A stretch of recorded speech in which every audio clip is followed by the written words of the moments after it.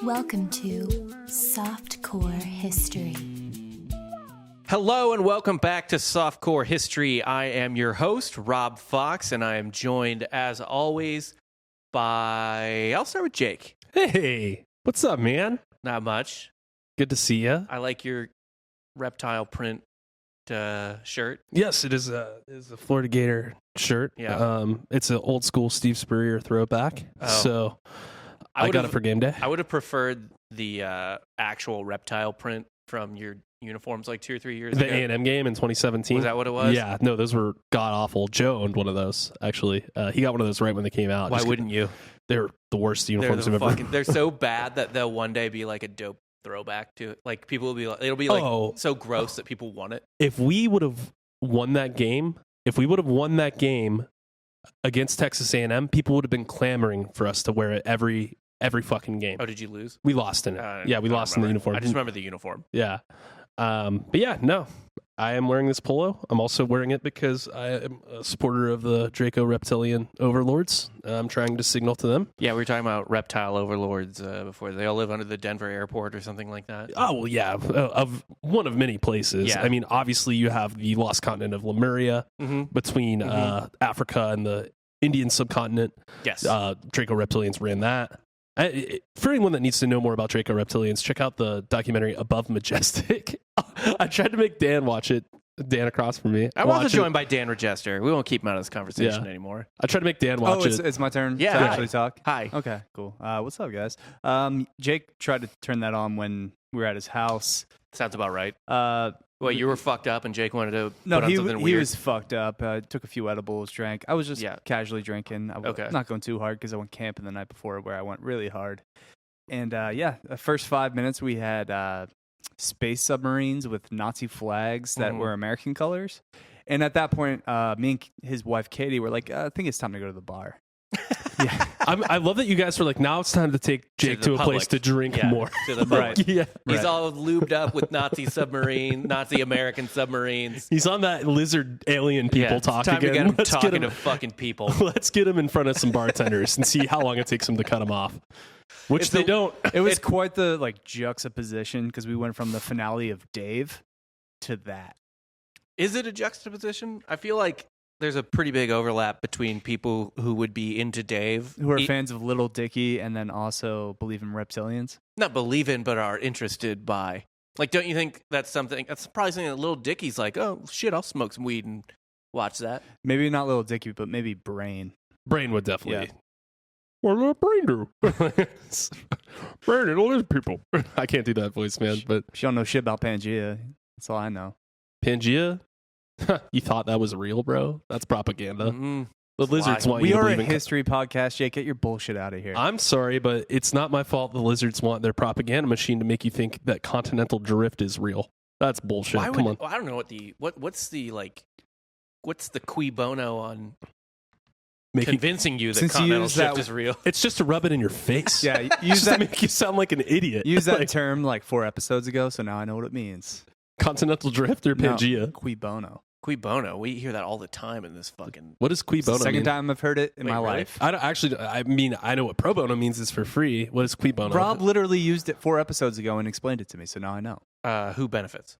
Yeah. It's like an old Roman phrase. It's like, so when you want to... how have you read like 9/11 conspiracies and never heard cui bono? Because the whole thing is they're like, dude, the Muslims really did cui bono. I don't know. Who benefited? How have you done 52 podcasts now of this exact podcast and not learned how to speak into a microphone? Ooh. Fair. We actually talked. One of the few things I do remember from Saturday. We just trashed you. We just roasted your mic talking into your thing. Fuck. Yeah. Sounds fine to me. Yeah. No, that's fair. We knew you'd say that. Oh, it sounds fine to you with no headphones on? Yeah. Yeah.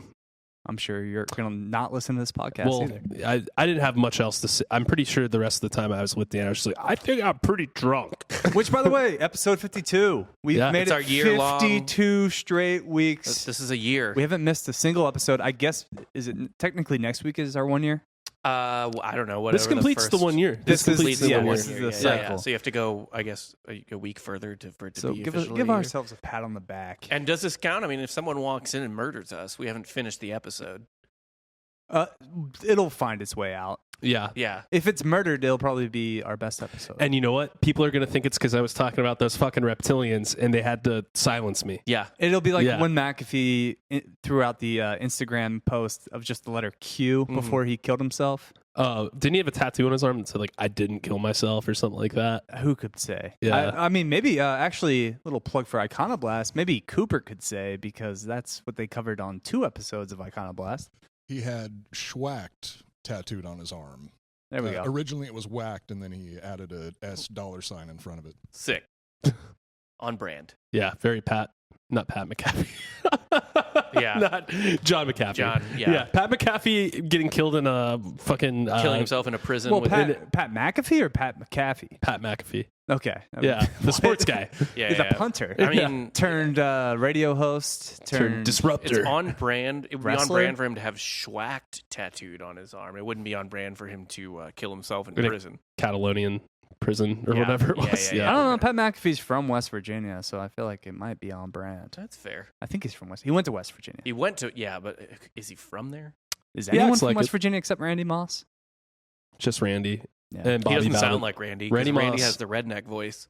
Randy Moss, Bobby Bowden. Yeah, Randy RIP, doesn't even care Nick about Saban. football. He wanted to fish the entire He just time. wants to fish. He played football was a means to an end of upgrading his fishing lifestyle. Really? I mean, I don't know, dude. I don't know if he was ever upgrading. I think he just liked that one spot behind his house. Yeah, And the that's stick fair. rod. Actually, he's Yeah. just in the crick. Yeah. You just catch him what's there. Yeah, some crawdads and whatever other little shitty fish are in the crick. Like he doesn't want to go deep sea fishing. No. Like he's not catching marlin and whatever the fuck else. It's a waste of time. So that's why he's better than Jerry Rice, is because Jerry Rice spends his entire post career talking about how good he was. Randy Moss doesn't have to do that. No one ever says like, oh man, he just got riced. No, He got mossed. mossed. Yeah.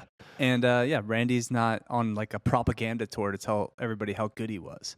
You just watch the highlights. That's a very 90s athlete thing because they're pre-YouTube, so that people can't. I mean, even though their highlights are on YouTube now, people weren't like going back and like jacking off to their highlights because they couldn't.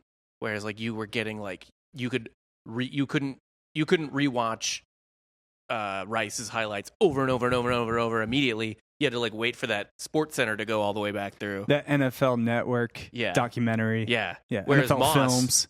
Like by the time Moss was on the Patriots, you could watch that on YouTube and whatever the fuck else. Yeah. Twitter wasn't around yet, but the other stuff for sure. Yeah. And then anyone after that. But also really just fuck Jerry Rice. That's fine. Stick 'em ass using bitch.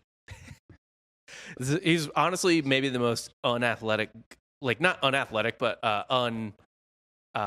imposing like GOAT of all time. Yeah, he's like not like a remarkable physical specimen. Right. Super fundamental. Yeah. I run crispy routes. He's a possession wide receiver that runs clean routes. Yeah. Like, yeah. He's not like an in-space guy. No. You know what route Randy ran every time? Fade. Fly. Go route. Go. Just go. Hey, do the thing where you stop for a second and keep going. And you know, like, who knew it was coming? The defense. And you know who couldn't stop it? The defense. Yeah. It says one thing when you can send a guy just straight up on either a post or a fly route every time, and he's going to catch it. Well, speaking of inevitability, let's get into our topic. Something that was inevitable as Randy Moss running a fly route. I'm excited that you're hosting, because at any moment your child could pop out. Yeah, and I would just have to leave. Yeah, you'd have to leave. I had nothing prepared. I actually didn't prepare backup either. Me and Well, Jake you're talked going to about need to, I guess, in 2 weeks for yeah. sure. We're always going to have a backup topic if it's Rob's week, because who knows? Yeah. You might get a call right now. I mean, if we're like 30 minutes in, I'll probably just finish the episode. Yeah, you got to finish the episode before you see your child. Yeah. Otherwise, my child probably wouldn't respect me. I will have more beef with your child. Yeah, all more beef than you already have. Yeah, which is a lot apparently. Mm-hmm. That's fine. Mm-hmm. Mm-hmm. Mm-hmm. I've never met anyone hate something that doesn't exist yet, like Dan. Doesn't exist yet?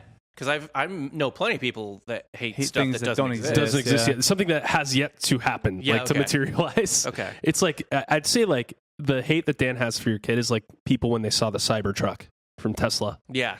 It's like, they don't even know. They just learned about it. It's not here. It's not even here yet. It doesn't work. Like, it's not, you don't, there's no way to judge it aside from. It's not interacting with society in any way, shape, or form, but you just know. And if in your heart of hearts, hearts, you're not going to like now it. you know. Rap lyric. Finish it. No. Whatever. Our topic today is the New York City elevator operator strike of 1945. Sounds captivating. And I think you might be able to guess by both the type of worker that was striking and how we use elevators today, how that strike turned out. Workers' paradise. Karl Marx had it right. And everyone that was an elevator operator is now a fat cat holding big bags with dollar signs. Yeah.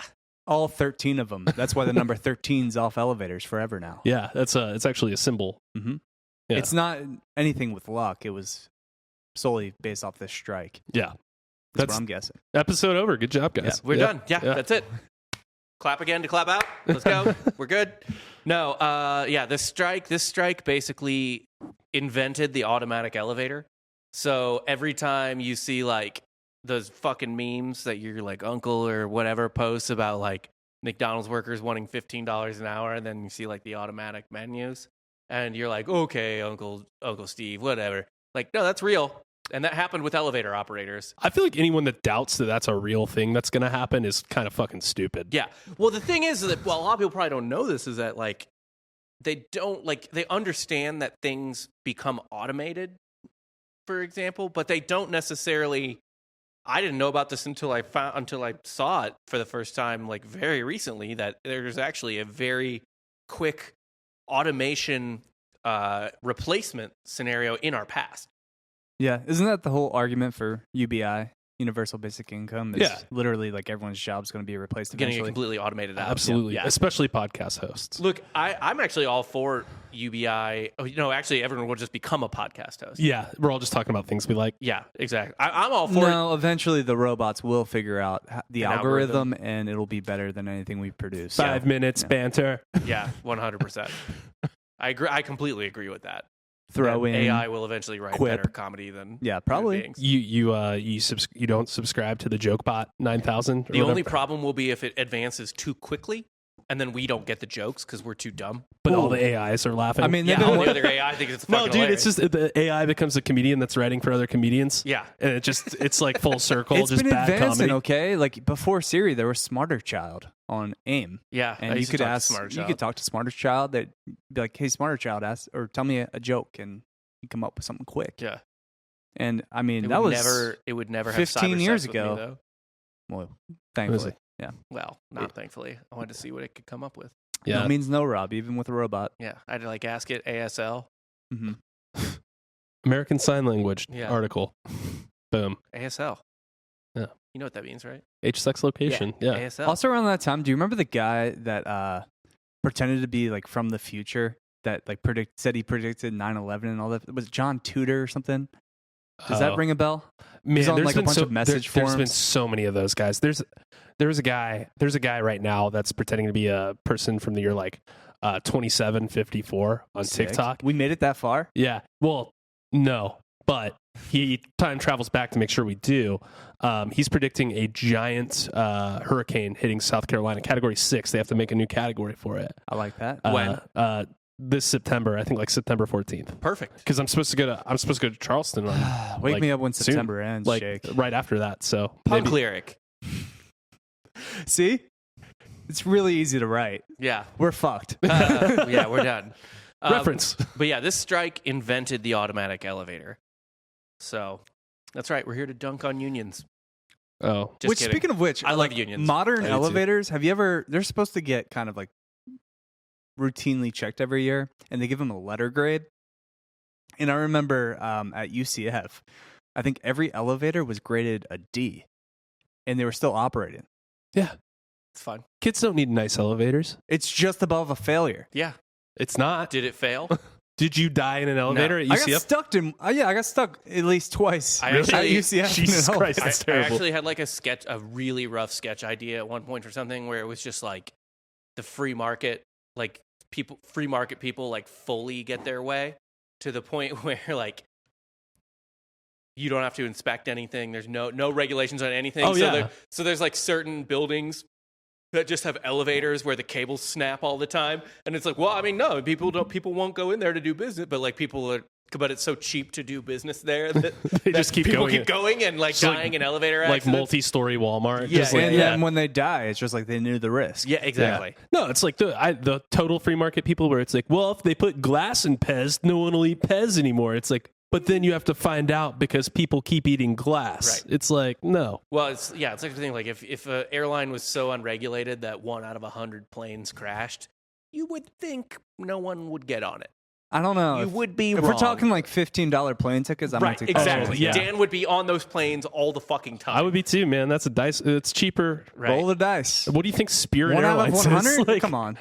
God. Spirit Airlines is kind of that. Died It's over kind of $40. reliable, if anything. What's the bad one now? Allegiant? Spirit? They're Frontier. Both, Frontier. They're all Frontier is the real Fine-ish. dog shit they're all one. better than fucking American or United. I'm just saying, like, when I get on an airplane, like there's still a fucking... like yes, you got to pay like for your fucking air mask a la carte, but you got to swipe to get the you mask just got to to pay drop. for everything. But You pay for everything. it's still the same I shit. just like it when I get on a Frontier flight or something like that, and there's like an ashtray. It's still in the armchair. I'm like, what the fuck? Old school. How is this here? How is this plane still It's a relic. in rotation? Belongs in a museum. Reference. That's Last Crusade. Yeah. Indiana Jones. Good one. Yeah. I like it. Joke bots are learning. Yeah. No, I'm just kidding. By the way, about the union thing, I love unions. My favorite are police unions. I'm actually just trying to politically confuse everyone. Yeah, this is like the P90X Yeah. of political ideology Yeah, right you're now. I don't trying really know to how to... pander to half our audience. I'm trying to pander to everybody. I'm pro-union. Yeah. Police union. That's what everyone likes, someone that panders to everyone. Yeah. I don't know who the fuck knows. But yeah, so there's literally probably anyone today would think this no easier, more mundane piece of large machinery on Earth for a human being to operate than an elevator. Yeah, it seems like a huge waste of time. You press a button, I don't know. I would argue the sink at a like a club. A strip heavy club? machinery. No, not a strip. A regular club. You go to a regular club or a regular bar. Sometimes they have those guys that give you the hand towels, and That's not. I'm talking about like heavy machinery. No one's afraid to use a sink. you don't know that. That's fair.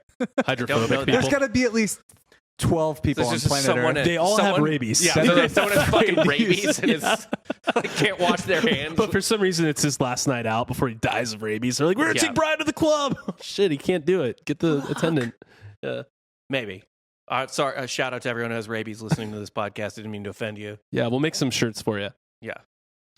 Sometimes you just get fucking bitten by a dog We got to raise awareness, you know, for rabies. for rabies. Yeah, that was already on The Office Oh, well, yeah. Well, fuck. Yeah. Damn it. Everything's been done. and Arrested Development. Both had rabies storylines. So Well, you brought up the rabies. I didn't like come up with a whole Yeah. raise awareness plan for it. Concept of yeah, the raise awareness part was a bridge too I'm just far. trying to take their money from T-shirt sales.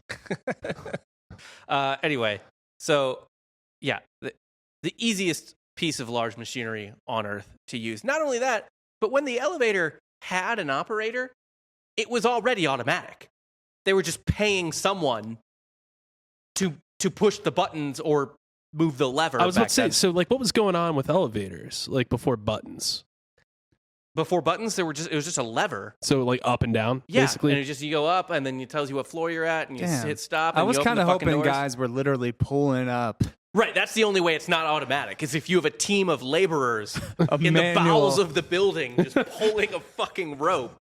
just get hitting back. Yeah. Yeah. There's just like a bunch of 12-year-olds before labor laws. Just They have that at pulling- most Lifetime Fitnesses. They have that rope machine that you kind of pull. Oh, the forever rope? Yeah. Yeah. Forever rope. Yeah, it feels like a very poor person job for sure. Just like it's like that'd be like a sharecropper, but in the city. You know what I mean? It's just like an elevator fucking rower or Yeah, what? it's like a nerdy chimney sweep. Like a nerdy chimney. That sounds like a yoked chimney. or sweep. a jacked chimney I sweep. don't Yeah, know. those guys are They're still current day fucking doormen. You gotta watch people go in the door, man. No, those doormen Watch people go open in the doors elevator. that A, aren't automatic, and B, they carry your shit for you. So I mean, yeah, that could get automated too, but it's not automated yet. Some would argue they don't open doors. They keep them closed. Yeah. Wow, that's what they're really there for. Yeah. I like that. If I'm paying a lot to stay in a hotel, I want to know they're Keep the keeping riffraff out. out. Yes. Out. Because usually I am the riffraff, so when I can afford to not be the riffraff, I want to look down on the other riffraff. Yeah. Yeah. That makes sense. They're gross. Classic Rob, elitist, looking down on others Mm-hmm. Yeah. Yes, 100%. What else am I supposed to do from with the this, third story. with this pale skin? Is that a knock at my suffix? Oh. Was it? Yeah. What? Oh, that'd be a reach. You know what a suffix is? That's a bit of maybe. Yeah, let's bring on the robots. All right, yeah, those robots are done. But yeah, so these elevators were already automatic, but they still had people running them. However, despite the fact that these elevators were automatic, that was not obvious to people in 1945. People in 1945 looked at operating an elevator the same way you or I would maybe look at the cockpit of a 747 or like the steering wheel of a large, not necessarily like a large yacht or something like that. Like they thought, like if you would, it'd be like asking to fly a plane midair or being asked to drive like a huge fucking truck. Yeah, you know what I mean? So like the elevator guy to them is like the engineer of a train. Yes. Yeah, they're like, oh, I don't know how that thing works. Yeah. That's crazy. No, they're like, what? The box on a string? You want me to fly that? What? Just now? Damn, building boxes. Are you supposed to just drive it? Yeah. It was like these people looked at elevators and were like, you need fucking training. I don't know what I'm fucking doing. Like they thought they were going to crash the elevator. If they used it. So even the ones with buttons, they were like, anything. Like they watched the elevator people do it as they're on there. They see it the whole way. It's like being in the passenger seat watching someone drive, but the driving's way easier than driving a car. And there's not like other elevators on the track. No. Yeah. Just like. And they were still like, no, that's hard. So when the elevator operators went on strike, I think it was September 24th, 1945. This was actually a wave of strikes after World War II. We'll get into that. But they went on strike a few weeks after the end of World War II. Like literally just a few weeks after the end of World War II. And that's exactly what happened. People were like, I can't fucking use that elevator. Were there like no stairs in these buildings? There were. It was just like New York City. Yeah, so they didn't want to climb 50 fucking flights of stairs. Yeah. And I mean, back then too, by the way, everyone's smoking like a pack a day. And is in horrible shape. There's actually a really famous Mad Men episode about this very scenario where Don Draper gets Hollis, the elevator operator, to say the elevator's not working before a meeting. And then he gets his boss, Roger Sterling, to go on like a 17 martini lunch, and they eat like oysters and shit. And he's like, oh man, guess we gotta walk. And like he's just like hurling up oysters in the stairwell the whole time. Love that. Yeah, no. So I do understand why there needed to be an elevator operator for someone to be like corporate espionage shit. Well, there needed to be an elevator operator because these people thought that they didn't know how to use a fucking elevator. Yeah. Like it was legitimately ingrained in them. And then, like I said, also, they were like, fuck using the stairs. Like, why? I'm not climbing up to the, like, 3/4 of the way up the Empire State Building. No, nor should you. That's a terrible idea. Yeah. Just not, that's not efficient for anyone. I'm sure there were people on 9/11 that were probably like, I gotta go down how many flights of stairs? As like shit's burning over them. Yeah, and they're like, I'll just take the window. Like I guarantee you there was someone that thought like, I know this is dire, but like that's so many flights of stairs. Just one lazy guy. Like, yeah, like not a firefighter, like someone who worked in the building. Like some fucking guy named Carl was probably just like, oh, I don't know, man. That's a lot. Which, by the way, there was a video that was circulated this weekend of guy was jumped off a fucking building, right, to commit suicide. Gets caught midair by a fucking firefighter and brought back into the window. How many flights? Or how many? I feel like the firefighter might have been like right under him. He had to be the floor under. If that's even like 6 floors under, his arms are getting ripped off. Yeah, right. Like so, either the firefighters or his. But like the firefighter is roped in. I think he has his other boys like holding his legs. And literally just catches him like a fucking fly ball and brings him in. That's incredible. It was insane. I'll have to post it. Maybe we'll post it on the Instagram if we find it. Yeah, we'll be like, it's history. That might be the first time that ever happened. I can't imagine somebody else. Counts as history, Let's catch him. Yeah, no. Imagine being the guy, though, trying to commit suicide and... a fucking firefighter saves you? Firefighter catches you and just brings you in. Like a that baby. Has to be completely, And the firefighter's demoralizing. Just like, thanks a lot, asshole. I had to catch you. You probably want to do it even more. Yeah. Afterwards. I'm so embarrassed. I'd be so embarrassed. It's not. I mean, it's your lowest moment. Then a firefighter just big dicks you. Yeah. He big leagues your moment. You don't feel good about yourself already. Yeah. No, you just got big league. Your moment got big leagued by a firefighter. That was going to show everyone was going to miss you. Yeah. And then now a firefighter's a hero. Mm-hmm. And you're still sad. You're just the baby he saved. Yeah, you're still sad. Not ideal. So yeah, keeping all this in mind, this kept 1.5 million workers from doing their jobs. There was that many? Yes, 1.5 million people could not go to work because these elevator operators went on strike. Dude, I thought you meant...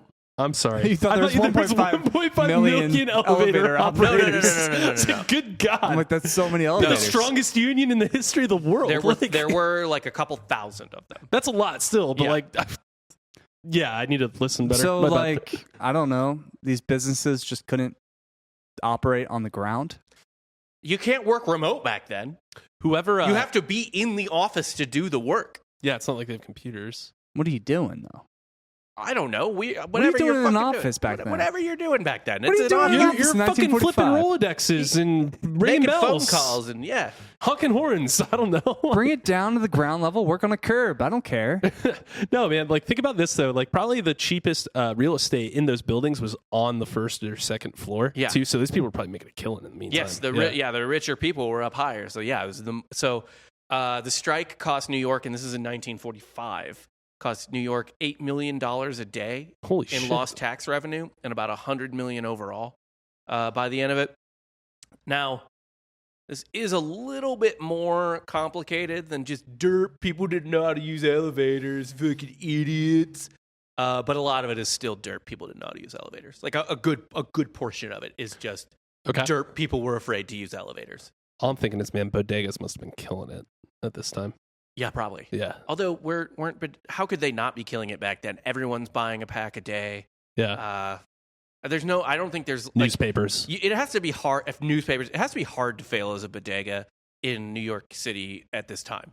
Sure. Yeah. Like maybe now with like Amazon and shit, you get a little fucked, but back then, like you don't have other options. Yeah, that's a good point. So let's get some background on this. About 15,000. It wasn't just elevator operators that went on strike. However, they were the ones that essentially affected all the other workers not being able to get there.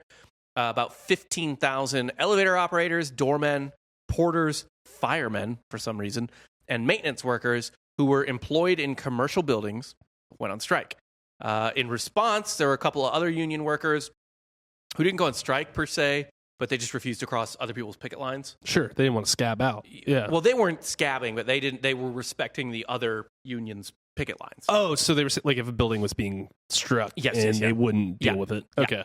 That included like the International Ladies Garment Union workers, clothing workers, hatters. Shouts to Boston Corbett. Yeah. Hatters were... Hatters probably thought they were striking like aliens from the Nebulon galaxy. They were just all mercuryed out of their minds. Like, no, we will not work for them. It's like, what? Yeah. Fur and leather workers, too. Apparently the entire garment district in New York City shut down during this. And the strike was essentially over whether or not the building owners, and these are like skyscrapers. These are fucking fat cat people who fucking landlords, man. Fucking landlords. All landlords are evil. All of them. All of them. Even just like an old lady who's renting a second house she owns. Why does she own a second house? Yeah, because she's evil. Lord. Yeah. Bitch. Fucking bitch. Hope she dies. But the strike was essentially over whether or not building owners would accept like contract recommendations made by the War Labor Board, because the war had only been over a couple weeks. And if you didn't know this, during World War II, the federal government actually controlled all wages and prices throughout the country. No way. Yeah. Sounds pretty communist to me. Well, trying times. Had to just keep things under control. Couldn't let the market get all wacky while you're fighting a war to save the world or to run the world. Goes against my values personally, but... Yeah? No, not at all. Does it? No. War powers are... How much did you not want... It'd be funny if you were such a capitalist. You're like, I know I'm Jewish, but is defeating the Nazis more important than letting the market do what it wants? Yeah, I mean, like, let's think about the bottom line for once, guys. But also, wouldn't that maybe be too stereotypically Jewish?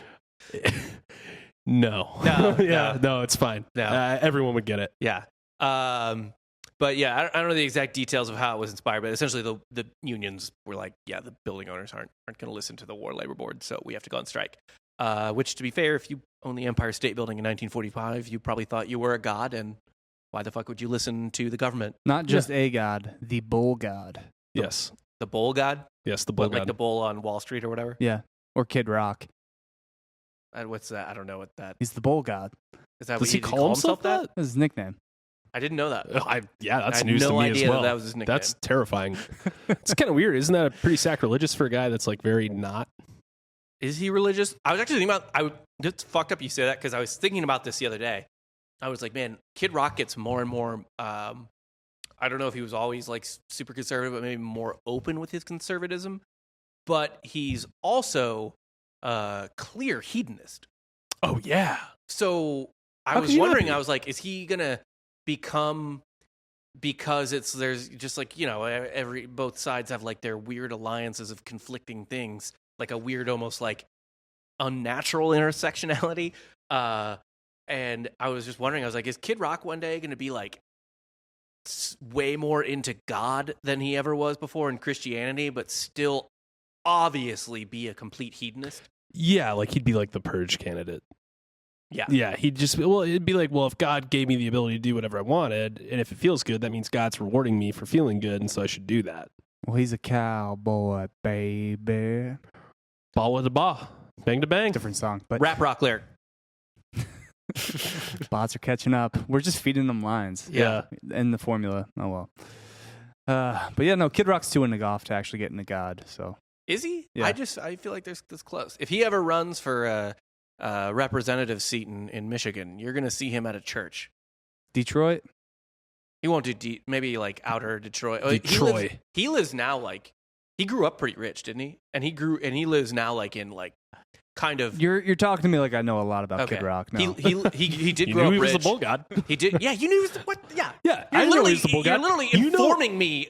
You of the three of us, you are the expert now for this table on Kid Rock, and so we're going to ask him more. When you say he's the Bull God, we're going to ask why is he the Bull God? Well, I'll try to figure out more about Kid Rock when we play in his golf tournament in September. Yeah. Ooh. I'm just telling you, one day you're going to see Kid Rock like flaunting a crucifix, and not like a normal Catholic or Christian who like hides their hedonism and then goes to church and acts normal. He will be like openly hedonistic the days before. And I don't know if that's better or worse or whatever. Like he'll probably bring a prostitute with him to church, not because he's trying to like convert her, but just because he wants to have his prostitute with him. Yeah. It's like, here, Pastor, this is the one that I did the things with. Yeah. How many Hail Marys? Let me get some extras. Yeah. I don't know, man. I don't think he's just very to show religious. it Yeah. I also, either way, I'm tired of talking about Kid Rock. All right, that's fair. Another thing that spurred the strike, and all these strikes in general, was obviously the war just ended, so there was still a lot of people overseas serving in the military. However, there were also a lot of people whose time had been up in the military and were back, right? Sure. So there were a lot of people who had just fought a massive world war after serving in the military. Some say the biggest war in history. And they weren't really down to be fucked with at this point. They had just done something so demanding and shitty that they weren't going to take tiny little shits. Yeah. They're not going to get dunked on by some fucking boss. Right. Yeah. So this actually have a fun... I thought you were going to say they got cushy jobs as elevator operators.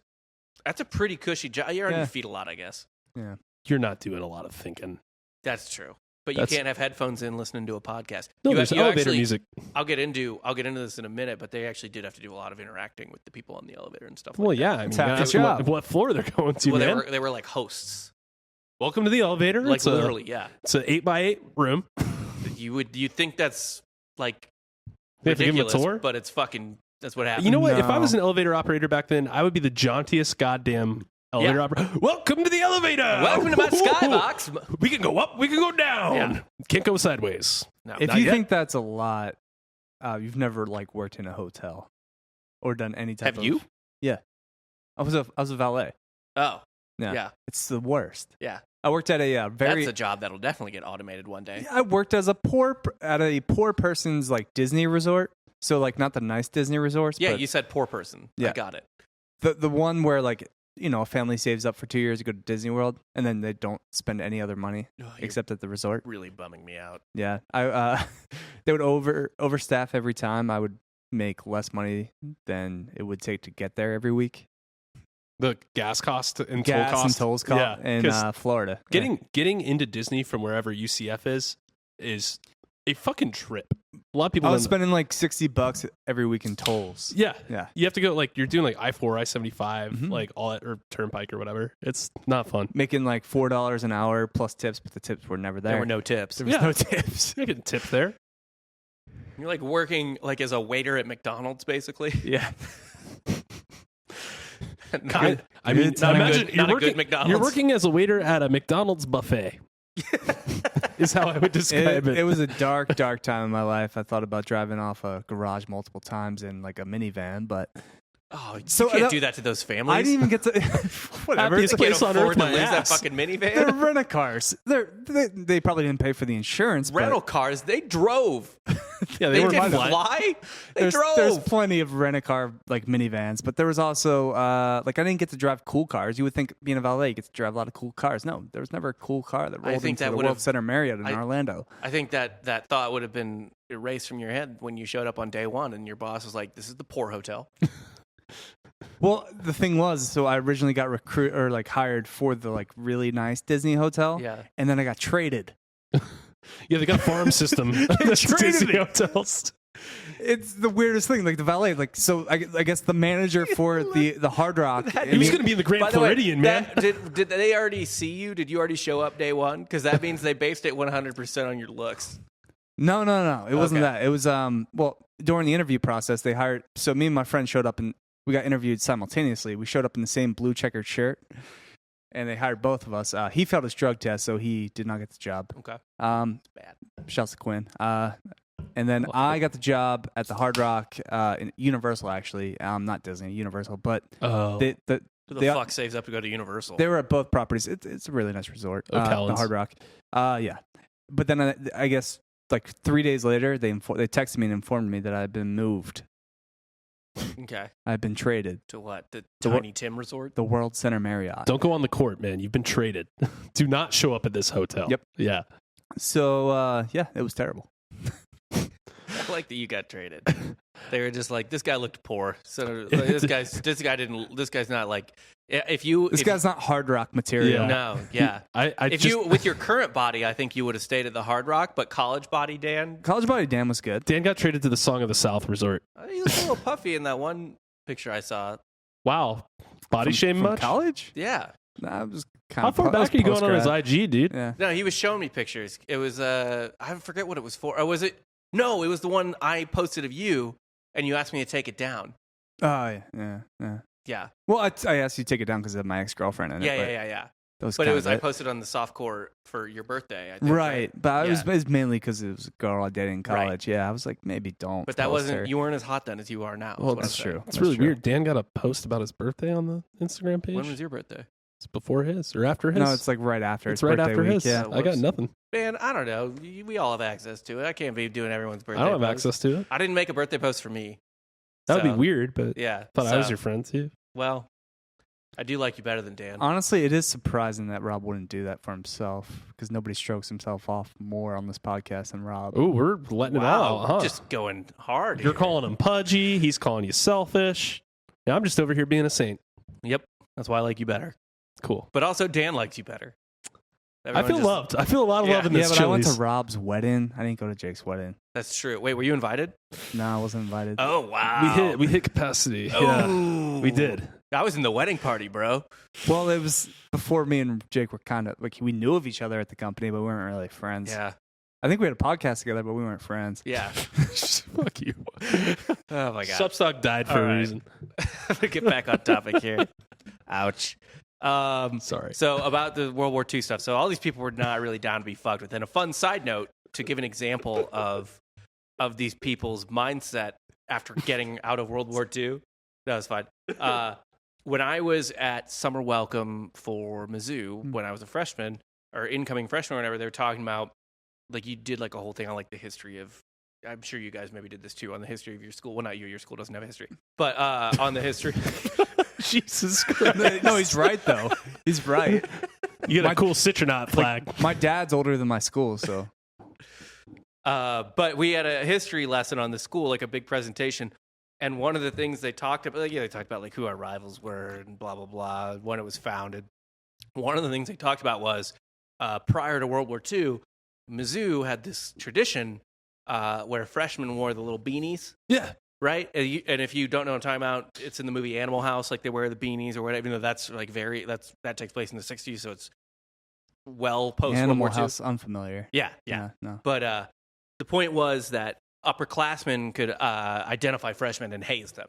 Right. So, like, usually with like spankings or other weird fucking shit like that, just go fuck with the freshmen. I think if you like stole a freshman's beanie and like they were walking around without their beanie and you knew they were a freshman, they could get like the shit kicked out of them or spanked or just whatever fun the fuck. Fun, academically stimulating activities, We in college we played a fun little game called Mr. President, which we played that too. Did you? You put Everybody put their fingers up to their ear for those listening at home, not watching the video, like your Secret Service. And then the last person to do so is the president. You got to protect him at all costs. You got to protect him at all costs, and you would chase him down and tackle him.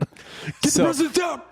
So it got one time it happened at a tailgate, and I remember we ended up causing a few $1,000s worth of damage because we ran through a lot of people's tailgates and wrecked a lot of tents. So that's the cost of doing business. God damn. That's pretty funny. You protect him. I wouldn't be mad. Protect him at all costs. Unless you like ran over my baby or something, which of course you would do because you hate my baby. Right. Well, I'll play Mr. President with your baby. Please don't. I don't need to watch you be fucking carried off in cuffs with my baby's skull on your arm. Prefer whatever's left of it. Yes. Yeah. Well, yes.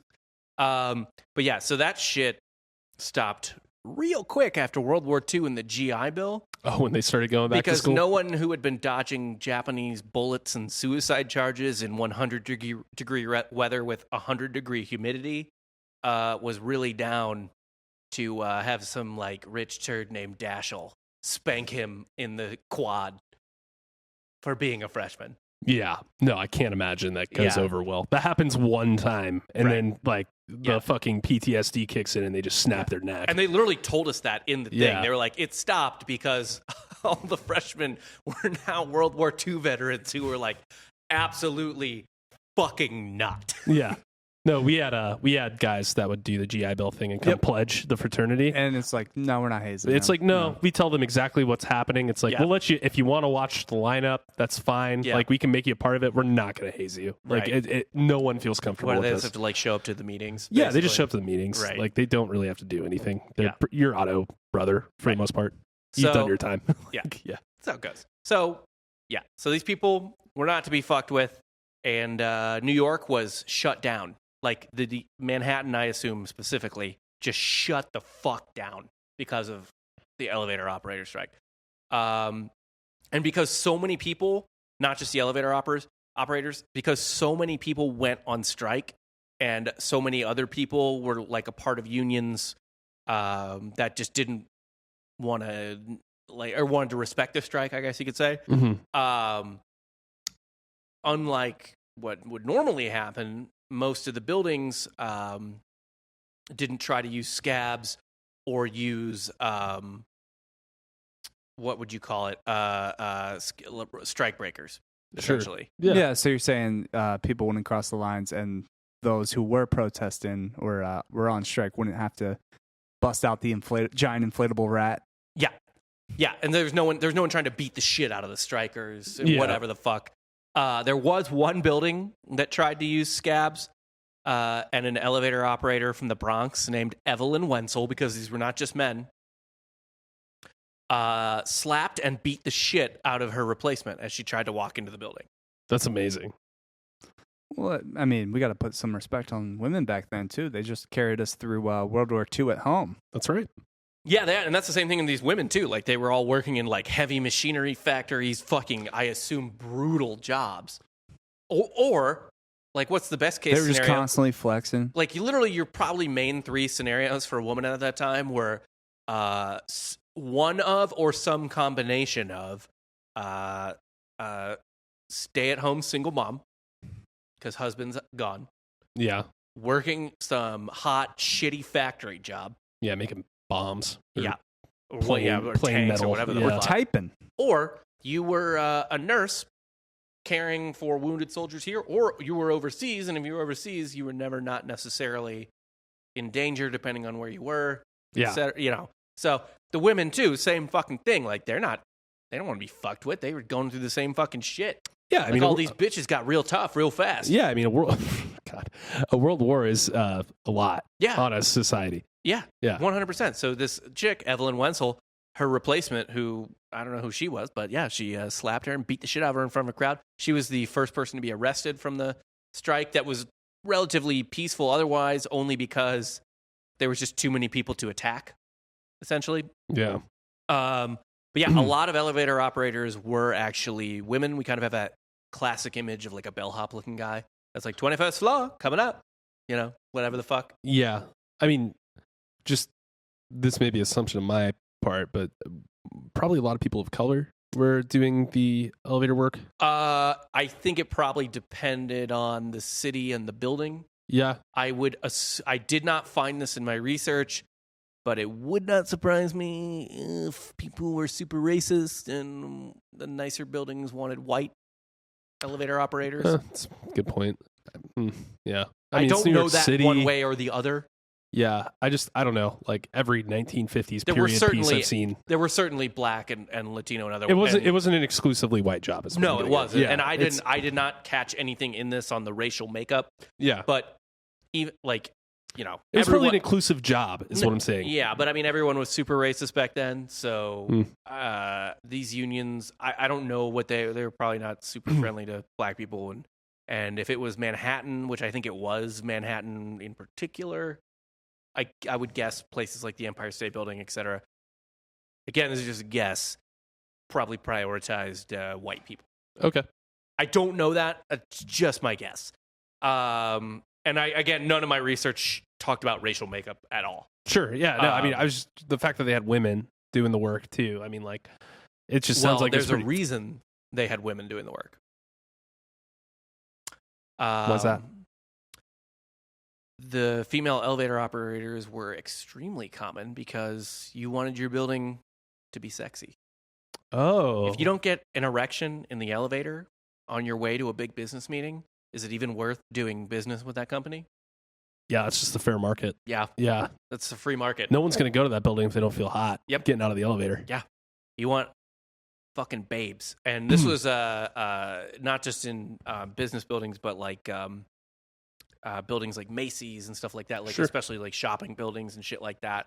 Because this happened everywhere. The elevator operators, like it was like this. People are picturing just skyscrapers, but this happened in like 5-story department store, like all kinds of stuff. They were flight attendants. Yeah. For the box in These the were, middle. yeah, the women were like old school fucking, like imagine Ellen Pompeo and Catch Me If You Can when Leonardo DiCaprio bangs her. Like this is what these women were. Female, and they were just getting banged out by Leo. Yes. Well, probably. Not Leo, but Leo-esque people. A lot of slick hair. And these female elevator operators were unlike the men, who I assume were put through some probably like training in terms of not talking like a trash person. But these female elevator operators were required to go to charm school, and it feels safe. Charm school. That's a thing, by the way. Charm school. Yeah, like they're becoming witches, or yes. Okay. A lot of spells. Mm-hmm. Love spells. How do you think the elevators work? Yeah. Why do you think people were afraid to use them? Yep. Witchcraft. They didn't know the magic. Makes sense. The chicks knew the magic. Yep. Yeah. Witches. They had to go to charm school, and I don't know this for sure either, but it feels safe to assume that in the higher end buildings that they were employed in, they were required to probably also be pretty hot. Sure. Yeah. Probably looking a lot of the other way, or like pretending they're not hearing shit. Like they're, yeah. Well, yeah, for sure. Do you think they brought in headshots? They definitely came in and were judged on attractiveness for their interviews. Mm-hmm. Like 100. I don't know if headshots were an affordable thing back then as opposed to now per se, but like they came in and 45, yeah. And some building owner was like, I can work with that broad. Got a nice set, decent vagina. So a casting couch. Yes. There's probably a lot of Yeah, casting there was a couch casting couch for elevator operators. Probably. Essentially. There's probably a casting couch for almost every job that women could want in that at that point. At that time. Yeah. Which is then terrifying. it was just called couch. Fuck, that's terrible. Just get on the couch. God, let's not. Oh. I mean, I'm just not. I'm not. You're not wrong. I didn't do it. I'm not saying you did it. It's shitty. It sucks. Grow up, Jake. God. This is reality. That was reality. Yeah, it was. Yeah. Jake came in here before this show started and was like, see those idiots trying to cling to that plane in Kabul? I wasn't saying they were idiots. I'm saying the situation must be pretty dire if you're trying to cling to a fucking plane. It was your tone. Oh. Your tone. It was my tone? Yeah, your tone. You felt. Yeah, I could tell you felt better than them. Certainly. I mean, I feel like I'm in a better situation than them, but I do not feel like smarter than them. No. Well, as a Jewish man, I feel. You don't think you're smarter than the guys who clung to the plane? I don't know, man. On the outside. I don't know. I don't have a first-hand account of how bad the Taliban is. Like, I don't have most of the people there didn't cling to the plane, and they also want to leave. You can just say you're smarter than them. It was like 8 people. I know, but I don't want to say I'm smarter than people fleeing terrorism or like extremism or fundamentalism. Because, like, God, you know, maybe they have maybe falling off that plane's a better death than they would have had with the Taliban. So I don't know. Also, in Afghanistan, this is their elevator. They don't know how it works. This magic craft that the Americans fly at the airport we built. Well, at least they're bolder than the fucking Americans that just wouldn't get in the elevator. Exactly. Yeah. They're braver. I bet you the Americans would have figured out elevators if the Taliban were after them. Chasing them into the building. Quick. Yeah, it's like, 100%. we're going to go. They would have been like, fuck it. Like, just move the lever. We're going to the top. So with the female elevator operators, just to assuage Jake of this nightmare. Thank you. It wasn't. This wasn't in New York, but a good example of the type of requirement was there's a store in Chicago called Marshall Field. It's like a department store, and women ran all the elevators. There's like famous pictures of them. You can Google them. Life did a story on them. They were required to take an 8-week charm and beauty course. They were taught how to do their makeup and how to elocute, aka not talk like a piece of trash. So they couldn't come in and be like, "Hey, mister, what floor you going to?" Like they had to be like, "Hello, what floor?" With like kind of like talking like Jenna on 30 Rock or something. With like an affected accent. Yeah. Like be classy and get sexually harassed by creepy dudes. Yeah. Blah blah blah. There was, like I said, there was a Life article written about them in 1947. So this was the elevator strike didn't erase all elevator operators like overnight, but it got rid of most of them very quickly. It essentially, like a lot of places adapted automatic elevators immediately, but there were places that still kind of wanted, and there are still like a very, very few places that do this today, the sort of air of like sophistication of having an elevator operator. Oh, sure, yeah. No, I've been in plenty of buildings with that have operators in them. But it's purely like aesthetic. Yeah, it's totally just a flex more than anything. Yeah, 100%. The article in 1947 noted that the women appeared much happier and prettier after the classes. Huh. Yeah. Get this. Crazy. Yeah. They weren't. They were prettier probably, but... They're definitely prettier. They were probably not healthier. One of the classes was so rigorous, or the classes also included rigorous exercise, and one girl, woman, whatever, probably pretty young, so I don't know, like, not a girl, not underage, but probably like somewhere between 18 and 25, lost 35 pounds over the course of 8 weeks. That's insane. Yeah. We're going to have to do an episode by itself on just the old school workout equipment that people would use. Spring handles, like just some of the stupid ass shit that they would use. Jiggle machines. That'll be a callback to Substog. That was an episode we never got to, but we talk about it briefly, but not really. Yeah. Jiggle machines. Oh, the belt you put on you. Yeah. Right. What if that worked though? It does work. I mean, there's a lot of as seen on TV type products that a lot of parents buy. Yeah. Now. It's called a total gym. Oh, you know what was one exercise they had to do in this charm and beauty class or whatever? That is actually like, I didn't realize that was this old. You know the ab workout things? The ab rollers? Ab wheel? Yeah. They would use rolling pins to do that back then. Ab rollers work, though. God. That would work. Ab rollers do work. They're a fantastic way to work out your abs. Yeah, they would do it with, ironically, because it's women in the 1940s. Rolling pins is the funny part there. baking rolling pins. Yeah. That's actually going to be harder. Like, you girls know how to use this. Put it on the floor and start rolling out. Because it's got to be harder because it's lower to the ground too. Yeah. So like that would actually be like the hardest ab roller ever. Yeah, I might go back to that. We should get some rolling pins. Yeah. Just get a rolling pin, dude. You want to start? We'll start selling them on the store. Just wooden rolling pins. No, titanium alloy pins, man rolling pins, man pins, man pins for your abs. Turn those kingpins. The scepter. Yeah, kingpin. No, kingpins is perfect. Kingpin. Yeah. Patent pending. Yeah, they were using fucking rolling pins and shit. It was crazy. So the men who operated elevators weren't typically required to be quite as hot as the female elevator operators, but they were still obviously trained to use the elevator and trained to use the elevator. Push the button. I mean, it was slightly more complicated than an elevator you'll get on in 2021, but like, not really.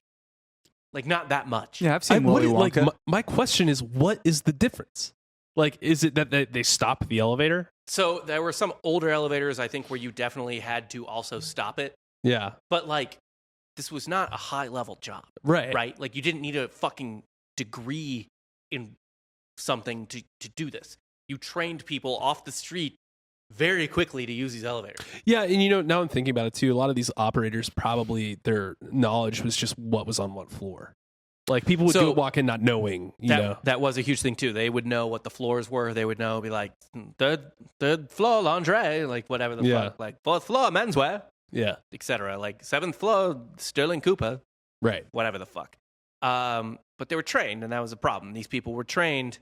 They knew how to push the lever. They knew it was on what floor. That was actually literally my next note. So the average person was, again, extremely fucking hesitant to get on these elevators without an operator. Like, they wouldn't do it. There were people that would walk into the elevator and then come back out and be like, there's no one in here. Like, there's no one fucking in here. What the fuck? Like, hello? Hello? And so that's why people wouldn't go to work, etc., wouldn't do anything. Like, they thought they were going to fuck it up and, like, die. Yeah. Like, they thought, again, they're like, it's a box on a string. I'm not trained to use this box on a string. At any moment, it could fall. Yeah, at any moment. I don't know what I might do. I might hit the brake cable button. Even though I probably literally get into this box every day and think about, especially if you're working in a huge skyscraper, think about what a peon the guy working the lever is. Really just rip on that guy every day. Like, this fucking idiot. Look at the elevator operator smelled like shit today. What a fucking hobo-ass motherfucker. And then when they go, it's like, who's going to drive the building box? I don't know what to do. What's up again? Which one's up? If I don't turn the lever down, will I go through the roof and into the sky? Yeah. Will I just go forever? Like Willy Wonka? Yeah. Breaking the glass ceiling. That's right. Yeah, so I really do love the fact that they probably did look at these people as like garbage people. Yeah. They're like, what a fucking idiot. Like, and then like the second they weren't there, they were like, oh no. Yeah. Oh God. I don't know how to use it. Despite all of his rage, he's still just a rat in a cage. Smashing Pumpkins lyric. Oh yeah, alt rock lyric. Yeah. 90s. Perfect. This a new bit? I love it. We'll get a machine head that's better than the rest. Ooh. To tell jokes here. God damn it. Bush? A little Bush? Yeah. Perfect. Glycerine. We're all rock. So yeah, but despite all of this, despite the fact that like people were afraid to use the elevators, thought they were way too complicated of machines, the building owners, and despite the fact that they smoked like a pack a day and didn't want to go up the stairs. I think the real thing here is COPD. Yeah. That was the big thing that caused the most problems. Not that they were like absolutely fucking not. It's like, and also like this. I'll run out of cigarettes by the time I get to the top of that building. This is like pre-jogging. Yeah. You know what I mean? Like this is pre like real cardio. So unless you're like, I don't know, like like playing tennis at your country club or something like that, you're probably not doing a lot of cardio. Yeah. No. And even then, like it just. Yeah, so these people were smoking, not doing cardio, God knows what else. And like that's back then. Like now, I remember one time I was in San Francisco with DVD for the Super Bowl, and he smoked cigarettes regularly, and we just had to walk up a San Francisco hill to like get to this party, like on a Saturday or Friday or something like that. Yeah, well, that's every thing in San Francisco. Yeah, you actually do have to go uphill and, most ways. He had to stop like 5 times. I honestly don't understand how people live in San Francisco because everything's on just like an angle. Not an angle, like an 80-degree angle. Yeah, it's just very stupid. steep. And the road's all How do windy. you build stuff on that? It's ridiculous.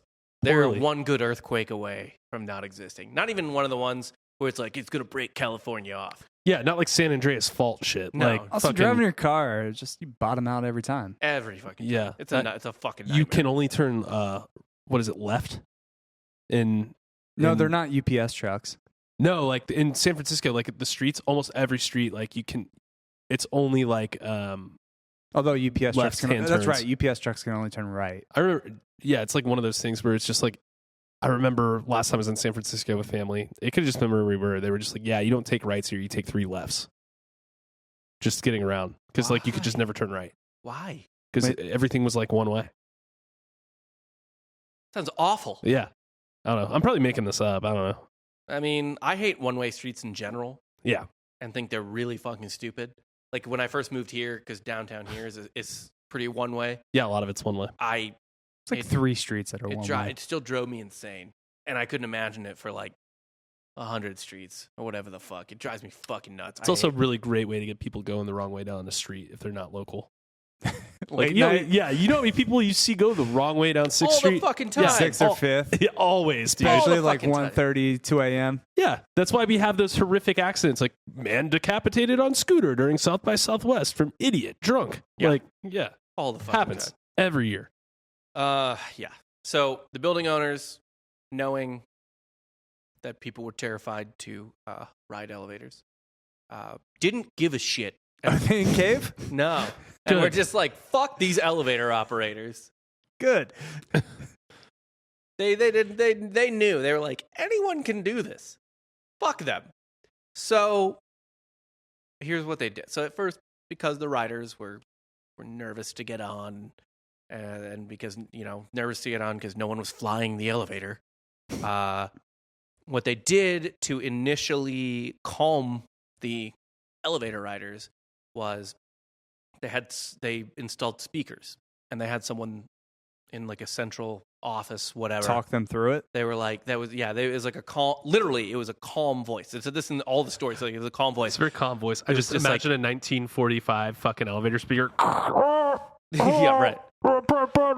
It's like, what the fuck? What? No, apparently so calm. Apparently they did a good job. Like they were just like, hello, everything is safe and you're not going to die. I would not believe that. Press whatever button you like. Go where you want. They just do that over like slow jazz. Yeah. Enjoy the majesty of vertical transportation. Yeah. Like literally people had to get on and they're like, I don't know. And some voice was just like, I'm right here. Everything's okay. Just like an ASMR video. Literally. Yeah. And they also, so this was actually how emergency phones came to be installed in elevators as well. Because the voice was just like, if you get too scared, just pick up the phone. We're right here. We'll talk to you on that. Everything's okay.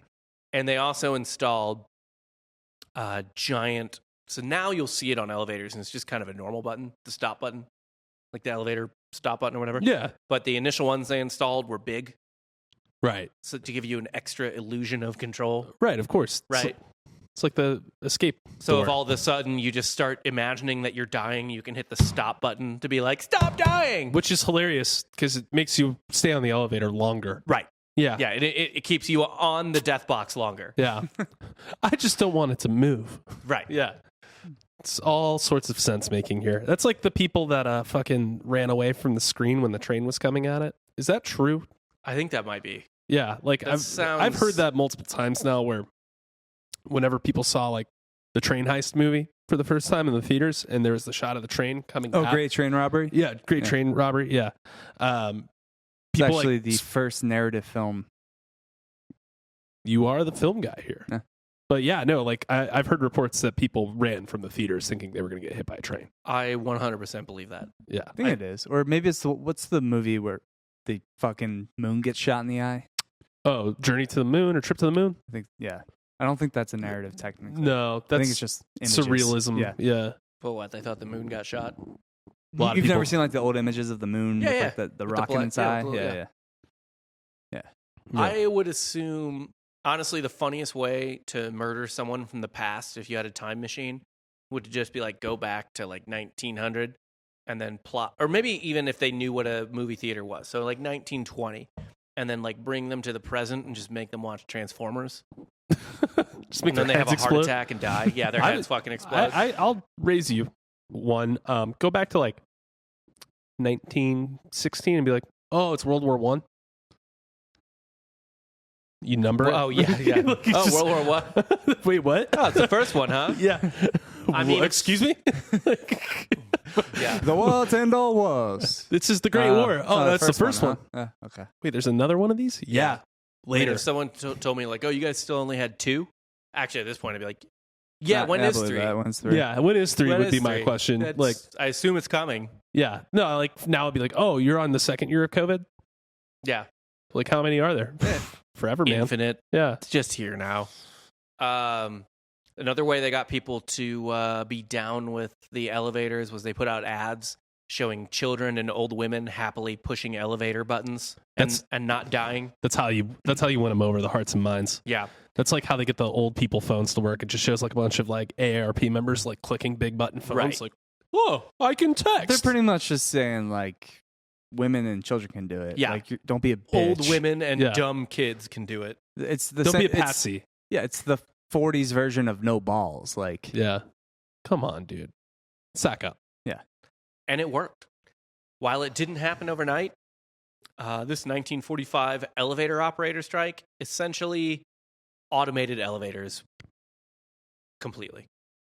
Like very quickly. It didn't happen like by 1946 or whatever, but like there was another elevator strike in 1950, elevator operator strike in 1955, and it had no impact whatsoever because their numbers had been so completely thinned.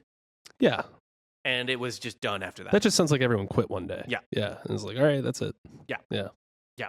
That is the 1945 elevator strike, and it is literally what is probably going to happen to multiple industries over the next decade or two. Well, yeah. I mean, I think it's kind of a given that a lot is going to be fucking replaced. I mean, like you already have self-driving cars. Like people are like, well, you need like at should a certain we pay humans a livable wage or create robots that take their jobs? Yeah, you don't have to. I mean, robots. like I wonder what like the health insurance costs versus create, the automation like repair create the costs robot is. slaves.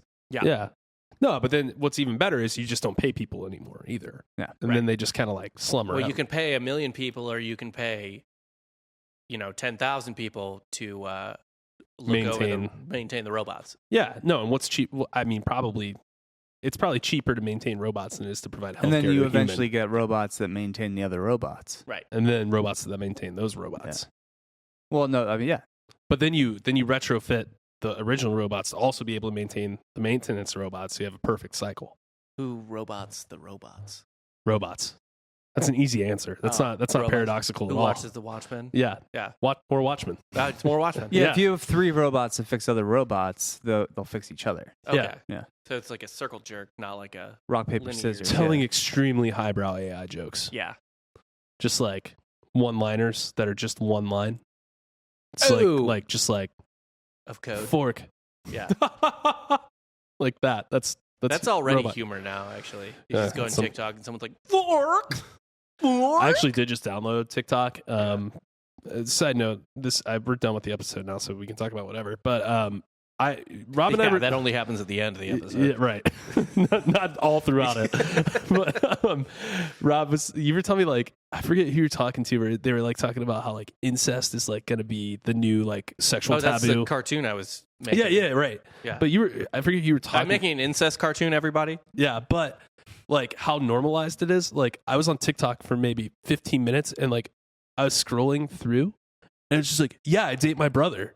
And it's just like, what? Like there were a lot of people who are like, yeah, just date my brother. I don't think that's real. First off, you It's gotta get be fake. served what the algorithm thinks you You want. I had the Yeah. app for 5 minutes. But you are from Ocala, so Yeah, they're like probably just like he's Yeah. Oh, Swamp trash. North Florida? normalized this for him. Sister fucker. Yeah. Or I don't know. I just thought it was weird. There's like, it's not like it takes but 2 seconds for it to start feeding you weird shit though. Yeah. Like, what is it reading on my phone that's like, he likes that? The Chinese know. They just know what I want. Yeah.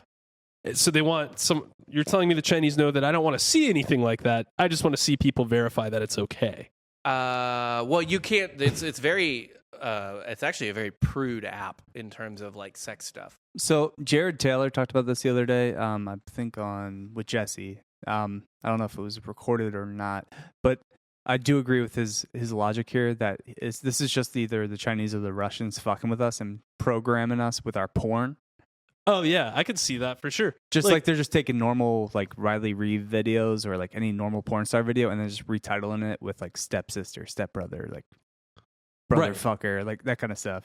Just to normalize it. Just to fuck up and destabilize our society. Yeah, and then just fuck with us in like, long term, like 5, 10, 15 years. Well, if I've learned anything from porn, we are an open society, and when you're open, you put a lot of fucked up shit in it. And also, porn kind of is the indicator of where society and technology goes because they're early on everything. Oh yeah, I mean, porn is the reason why VHS was chosen over Betamax because the porn industry chose VHS. That sounds like a good topic. It's pretty heavily covered. I believe there is like a podcast that covers the VHS Betamax war. We could just do like all the technological advances due to porn. Because there's a few. Oh, I mean, VR has to be one of them. That's like advancements in VR. Nobody's getting a VR like rig. Not looking at porn. I don't even know what else you use it for. I mean, people play games with them. Yeah, I've played Skyrim on a VR hookup, and you know what's weird? Were you rimming? The sky, baby. Oh shit! Yeah, God rim. No, but one thing I definitely think is like, I don't think we're ready for VR yet because like I was in VR Skyrim for like half hour, 45 minutes, and like when I took off the VR glasses, it wasn't like, oh, I'm back in the room. It was like, whoa, fuck. I'm like, I really felt like I was not. I knew the graphics weren't lifelike, but it was just like you forget about the room you're in, like when you're in it, and there's something disassociative there, even on a minor level. See, that's happened to me too in past games. Like even I remember in high school, like playing Grand Theft Auto for hours and then going to drive my car for real. Yeah. And it, like, I started to almost instinctually want to smoke people with your car. No, kind of. But for sure pass cars, but like do it in the opposite lanes. Oh, just because they're in your way. Yeah. Like in Grand Theft Auto, you're not following the fucking traffic light. Right. Yeah, like you're going where you need to go. No, like that was a real urge that I had to fight. I can remember the road I was on because I was like, holy shit. I think, and I think some of the most emotion I've ever felt was playing video games like The Last of Us. Jesus, that was fucking dark. I never played that, but Portal. Yeah. Portal. Well, I don't think they're comparable. I think Portal's a great game, and it's very unsettling. Okay. Yeah. Sure. Haven't played either. The Last of Us is essentially like playing the fucking road. Yeah. You're like an old haggard dude with a young person by your side, and you're going through zombies. Post-apocalypse, that kind of shit. No, I've heard it's a great game. But yeah, anyway, I don't know how we got on TikTok, but whatever. We're just talking about we were talking about how TikTok's algorithm thought that you liked fucking your siblings. In like 5 minutes. Yeah. That was the part that like weirded me out. They read you real quick. It's just like they read you like a fucking QR code. They're like, this guy. They were like, sister pussy. Look at this guy. Look at this white southern piece of shit. Yeah. God, fucking round eye. Let's give him some sister stuff. Pretty fucking much. Yeah. All right, that's all I got for today. What'd you guys learn? If you have a job that is just pressing a button, don't think you can't be replaced. I learned that the American worker has never been valued. I'll tell you what. I'm not sure the elevator operator ever should have been. They're still humans, Rob. They're still humans. They're not necessary. But most jobs aren't necessary. Our jobs aren't necessary. Because the elevator, like I said, it's not like a car. Like a car is not automated, but we just decide to drive it. Oh. The elevator was technically automated more or less from the beginning, and we just assigned someone to pilot it instead of being like, here's how to use it. Go use it. Right. Imagine someone carrying you up the stairs.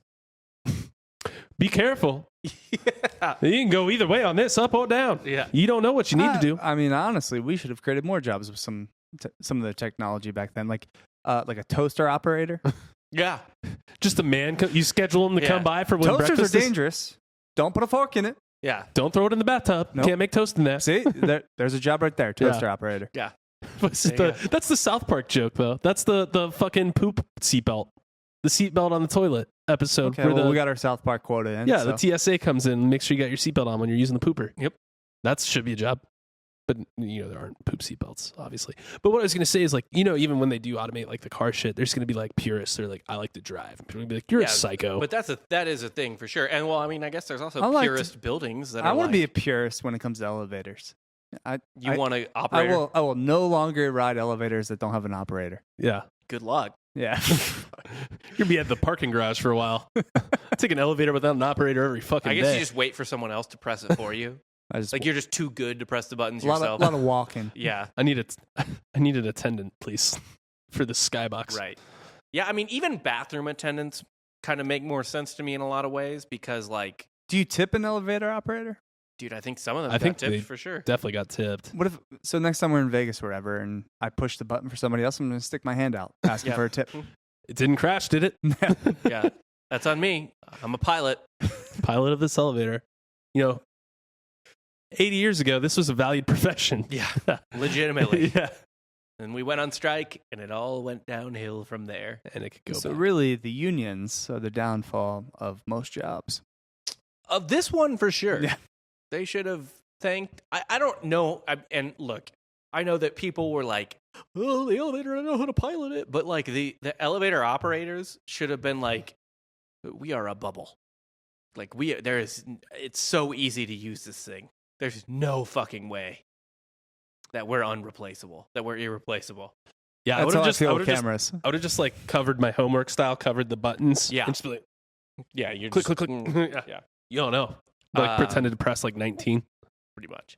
But yeah, that's all we got for today. Guys, make sure you like and subscribe to our... and rate the podcast, of course. Yeah, please 5 rate stars the podcast. If you care to. I think we're going to do a comment reading next week. Hit us with some of your best There's been some good reviews. ones. You posted a few. I have. But yeah, maybe end of the episode next week, we'll read for the 1 year some of our best reviews. Yes, I think we definitely will read our best reviews for the 1 year anniversary. Of course, go ahead and go to softcorehistory.com and support the brand with some merch. Yep. We got some Topsy shirts. We got some Softcore History shirts. We got mugs and shit.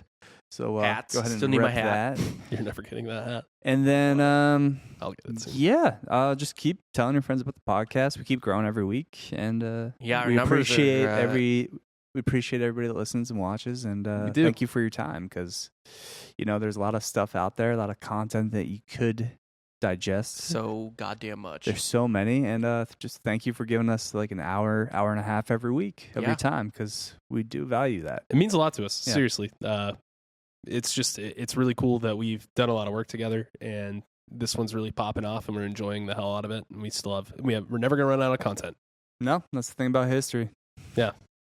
So we'll keep bringing it to you. New content every day. Well, for Dan Regester and the guy who thinks he's smarter than those Afghans who are clinging onto a plane, I'm Rob Fox. And you just got soft served.